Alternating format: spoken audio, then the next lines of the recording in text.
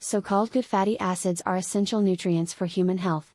Among the omega-3 fatty acids, DHA or docosahexaenoic acid is crucial to brain function, vision, and the regulation of inflammatory phenomena. In addition, DHA is also associated with a reduction in the incidence of cancer. The footage shown here shows a tumor being disintegrated within a few days when subjected under DHA. It was found that cancer cells are killed due to the peroxidation of the fatty acids.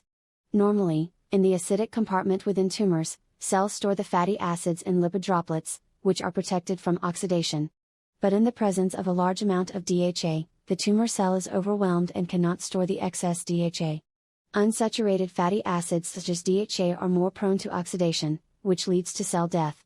By using a lipid metabolism inhibitor that prevents the formation of lipid droplets, researchers were able to further amplify this effect, which opens the door to combined treatment possibilities.